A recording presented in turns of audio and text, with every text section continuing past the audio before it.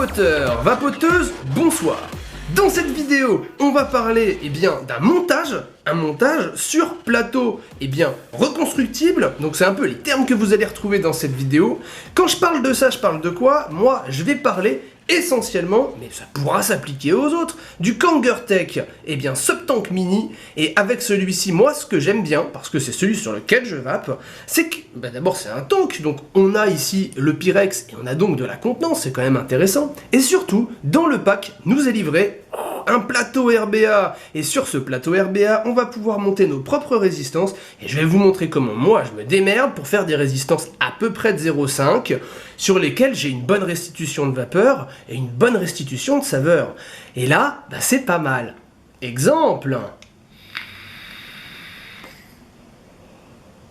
C'est cool, non? Et si on passait en gros plan pour que je vous montre un peu le matos dont vous allez avoir besoin pour faire ça? Et puis comment le faire, évidemment, parce que sinon, ça sert à rien cette vidéo.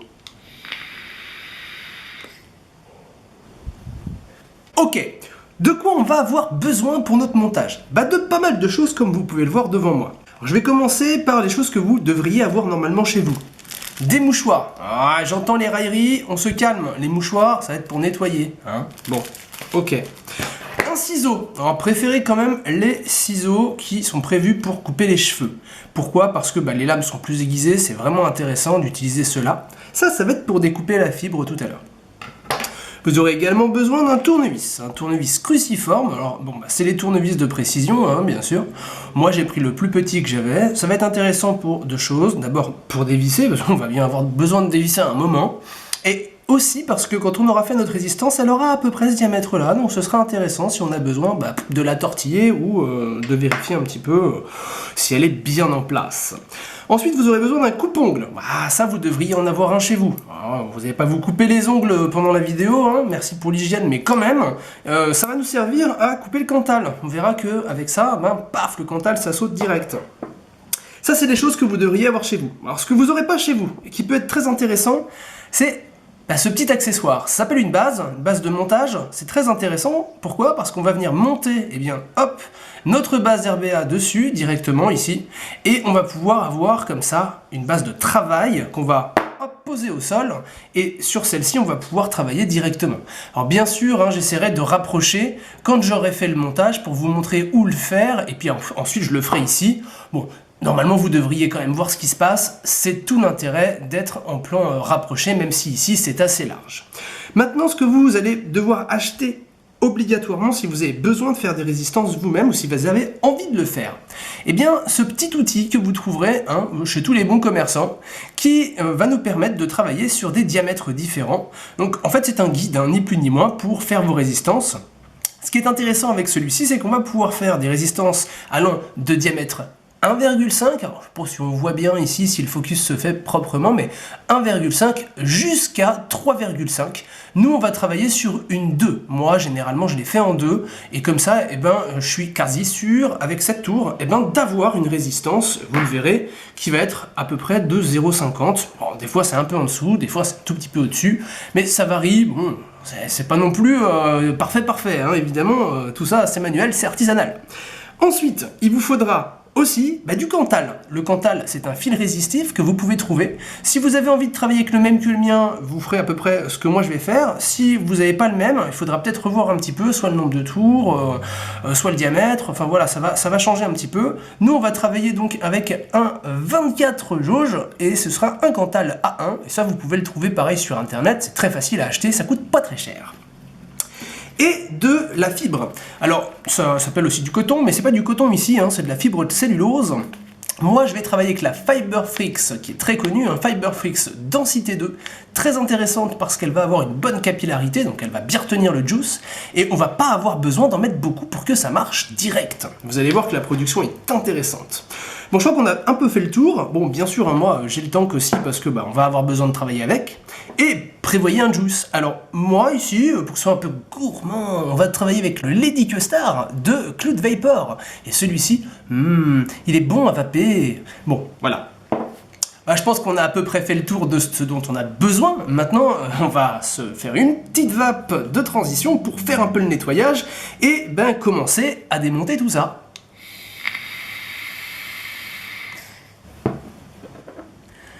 la première partie, on va se munir de notre base RBA ici et de notre tournevis.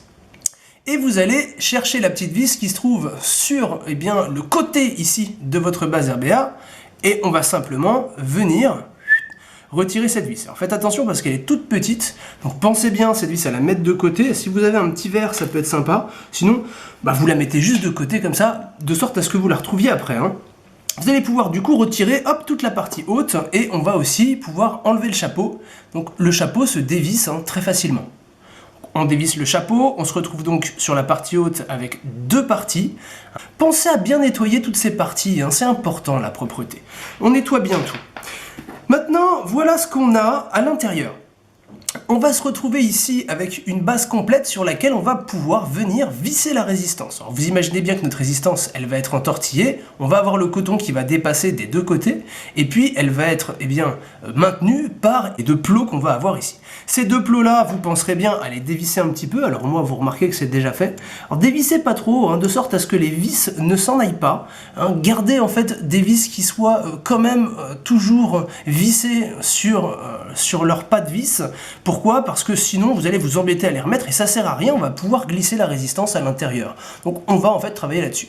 Si on essaie d'aller un tout petit peu plus loin, vous verrez en fait que vous aurez des petites entrées d'air. C'est ce qui se trouve complètement en dessous. Je sais pas si on va bien voir là, mais vous avez le gros trou là. Il faudra que votre résistance elle soit bien en face de ça parce que c'est là que l'air va passer complètement depuis vos airflows jusqu'à la résistance. Et donc c'est ici que va se produire toute la magie de la vapeur. Oui, vous allez vous transformer en locomotive. Ok, maintenant qu'on a fait ça, et allez bam, vape de transition, on récupère le matériel adéquat pour la seconde partie. Alors, pas très compliqué pour cette partie-là. Vous allez voir qu'en fait, faire une résistance, c'est assez simple. Vous allez d'abord récupérer un petit bout de Cantal. Alors attention, quand je dis un petit bout, c'est un petit bout. On va pas s'amuser à prendre un bout trop important, ça servira à rien. Voilà, un bout comme ça, un peu plus que la taille d'un doigt, ce sera largement suffisant. Et puis vous allez venir le couper avec votre coupe-ongle. C'est assez simple aussi. Pensez quand même à le tenir et faites attention, faites pas comme moi là. Faites très attention parce que le Cantal, ça a tendance, quand c'est entortillé comme ça sur la bobine, à se barrer. Alors faites attention à bien le maintenir, votre Cantal, sinon la bobine, elle va partir complètement. Une fois que vous aurez fait ça, vous allez replier un tout petit bout de Cantal là, puis vous avez un petit trou ici, vous allez repasser ça dans le petit trou et hop, vous allez le resserrer pour éviter que ça reparte. Et puis on va se mettre ça de côté, ça sert plus à rien. Maintenant que vous avez votre bout de Cantal, les amis, qu'est-ce qu'on va faire avec ce petit bout de Cantal? Ça va être assez simple, alors faites bien attention à ce qu'il soit le plus droit possible, ce sera mieux, plus ce sera propre et mieux ce sera. Et puis on va prendre notre petit guide, on va choisir nous ici la deuxième partie, donc la deuxième partie ce sera celle-ci, la première, deuxième.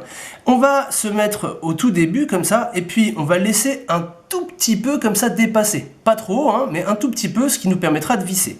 Et puis on va y aller, on va entortiller comme ça, et on va essayer de le faire le plus proche possible, et on va essayer de faire à peu près 7 tours. Donc moi là j'en ai 1, 2, 3, 4, 5, et j'y revais, 6, et encore 1, 7. Donc vous verrez que quand vous aurez fait ça, même moi, je suis pas non plus un professionnel de l'entortillage, vous allez remarquer que c'est pas super bien et puis super rapproché, c'est pas très grave. Vous récupérez, si vous avez comme moi une petite base là comme ça sur votre tournevis, et puis vous allez venir pousser le plus possible pour essayer d'avoir une résistance qui soit le plus serrée possible. Donc on va pousser pour que ça serre, pour avoir une résistance bien serrée. Donc ce qui est bien, c'est que ici vous allez vous retrouver comme ça avec une petite résistance qui va être le plus serrée possible et ça va donner ça. Donc je sais pas si on va bien le voir, j'espère. Voilà, là vous allez avoir une petite résistance que vous avez créée vous-même. Oh mes cochons, c'est sympa. Alors cette petite résistance maintenant, qu'est-ce qu'on va en faire de cette résistance? On va simplement venir la visser sur notre base. Et comment on va faire ça? Regardez, on va prendre ici notre base et puis on va venir passer une patte ici et puis une patte de l'autre côté, tout simplement. On va passer les deux pattes sur les deux côtés pour que ça vienne se placer. Alors essayez de placer ça le plus droit possible. Ici je vais être obligé de me mettre un petit peu loin pour venir le faire, tout simplement. Donc je vais rapprocher bien comme il faut. Je vais essayer de bien mettre ma résistance au milieu. Et puis je vais venir serrer, hop, sur les plots, les petits fils résistifs, pour que ça bouge plus du tout. Hop, je viens serrer ça le plus proprement possible. Et puis après, si vous voyez que c'est pas forcément très droit, bah vous prenez vos petits tournevis, vous passez à l'intérieur, et puis vous venez juste tirer un tout petit peu dessus. Il n'y a pas de problème, on peut y aller, c'est quand même assez résistant comme fil. Essayez de faire ça le plus droit possible, et ce sera très bien. Ça devrait à peu près donner quelque chose comme ça. Là, ça commence à devenir pas mal, on vient de se faire une petite résistance et de la monter. Alors vous voyez maintenant qu'on a des bords qui dépassent sur les côtés. Il ne faut laisser vraiment que le strict minimum, et même si vous pouvez ne rien laisser, ce serait très bien. Donc on va venir le plus proche possible comme ça, le plus proche possible au bord en fait du plot, et on va venir couper, hop, les petits bouts qui dépassent. Alors vous allez le faire pour les deux, ce qui fait que vous n'allez plus avoir normalement de fil qui dépasse sur les côtés. Faites attention parce qu'un fil qui dépasse sur le côté, ça peut être problématique. Quand vous allez remonter, ça va faire un court-circuit, donc il ne faut surtout pas en avoir sur les côtés. De même, ici, votre résistance, il va surtout bien falloir qu'elle ne soit pas du tout en contact avec le chapeau qui va venir se placer au-dessus. Parce que pareil, ici, sinon, on va se retrouver avec un court-circuit. Donc on va essayer de tirer un peu vers le bas pour avoir une résistance qui soit assez proche quand même du trou d'air, pas trop non plus, faut pas que ça colle, mais faut que ce soit quand même plutôt pas mal, faut que ce soit assez joli. Si ça vous plaît, si visuellement vous trouvez ça cool, c'est bien, ça veut dire qu'on a réussi le job. La dernière partie, ça va être le coton, avant bien sûr de mettre du jus. Bon, allez, une petite vape de transition. Bon ouais mes cochons, on se fait une petite vape quand même. Dans cette étape, on va s'atteler au coton. Et le coton, c'est la vie parce que c'est ce qui nous permet de vaper. Bah oui mes amis. Cela dit, on peut quand même déjà enlever cette partie-là pour le moment, et puis la tester aussi. Ça peut être pas mal.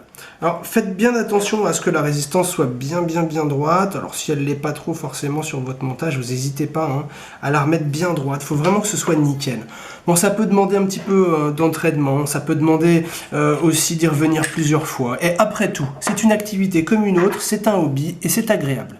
Donc on va revisser ici le plateau RBA sur le cul de notre atomiseur, et puis quand vous aurez fait ça, quand vous l'aurez bien remonté, vous pourrez le monter sur une batterie pour vérifier. On peut aussi avoir un ohmmètre, mais si vous n'en avez pas, prenez une batterie. Alors, pensez quand même à éteindre votre batterie, parce qu'on va éviter les courts-circuits comme ça, puis on va éviter les petits désagréments, c'est possible. On fait quand même ici, on travaille avec des produits électriques, donc on va éviter les bêtises. Ensuite, vous remontez, et là, vous allez normalement, avoir la résistance. Et regardez, on est parfait, mes cochons. Je sais pas si ça se voit bien là, mais on est à 0,50, tout pile, tout poil. C'est magnifique. Une vraie résistance à 0,50. Voilà, bon c'est génial. Allez, on redémonte, et maintenant, on va faire du coton.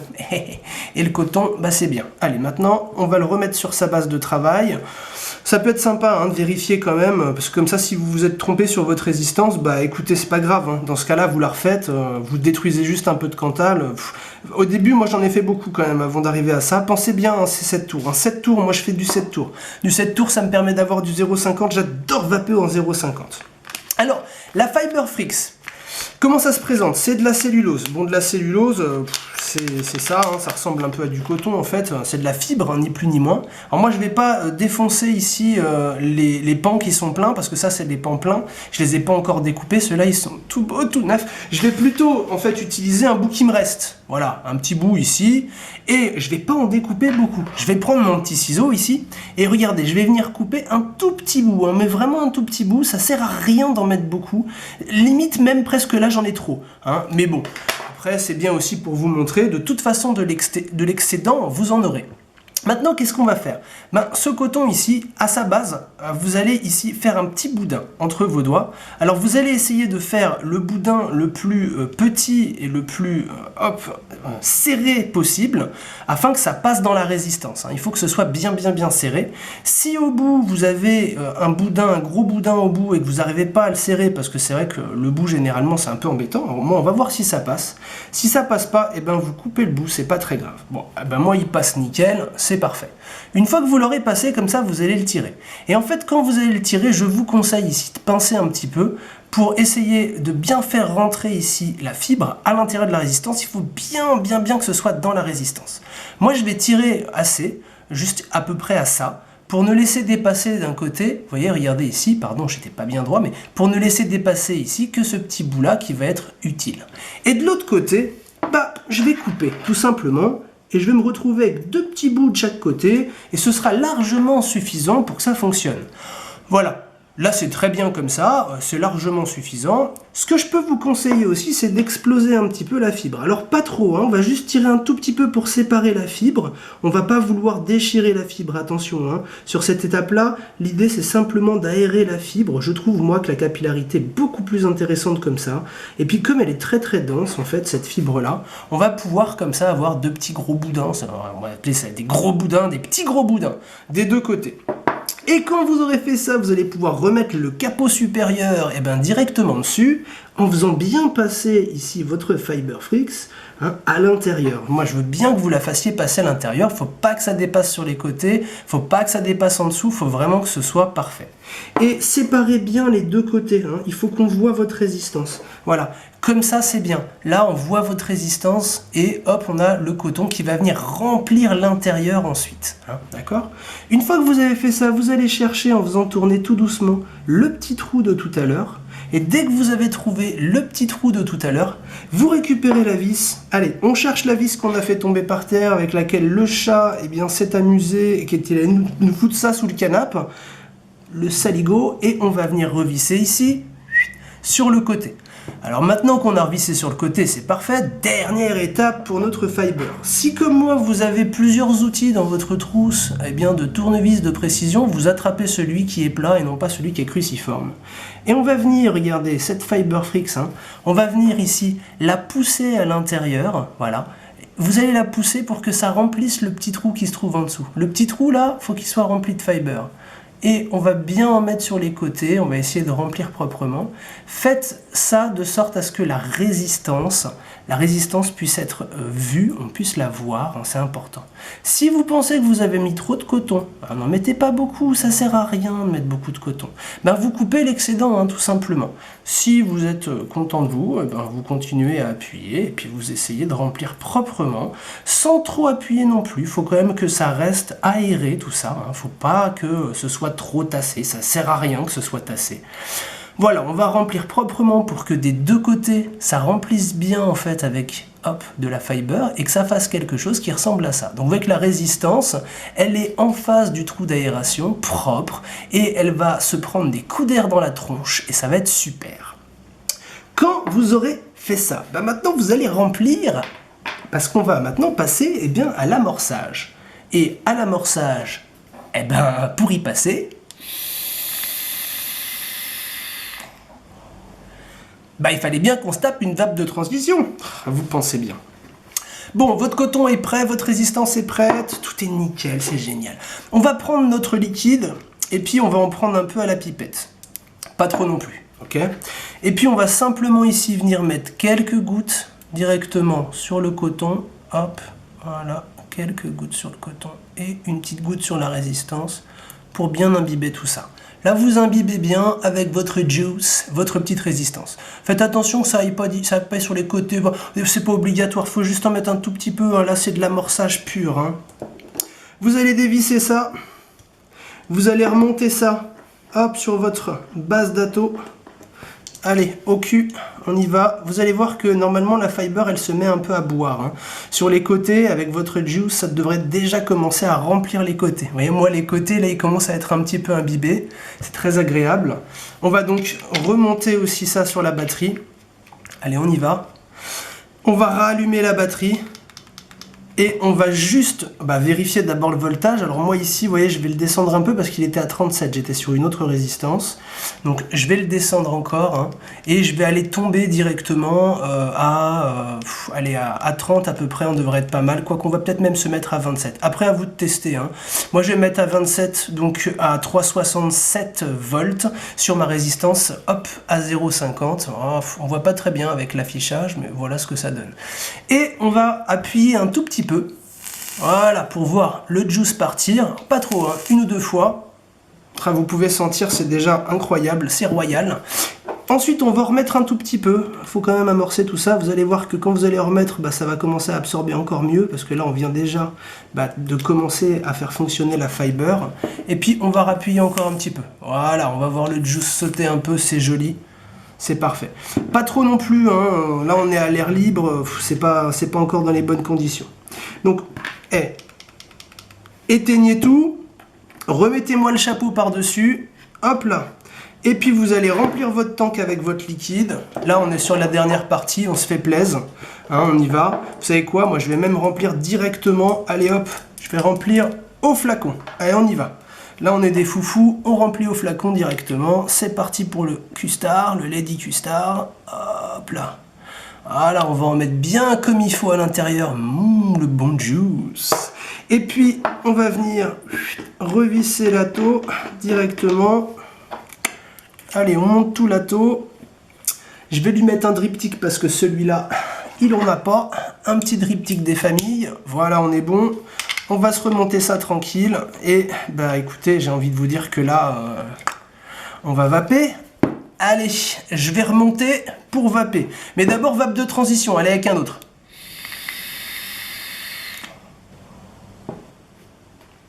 Ça y est, c'est prêt.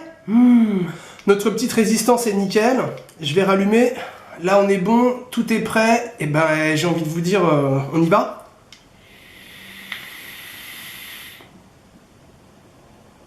Waouh! Et voilà comment on a fait une petite résistance nickel en 0,50. C'est pas parfait la vie?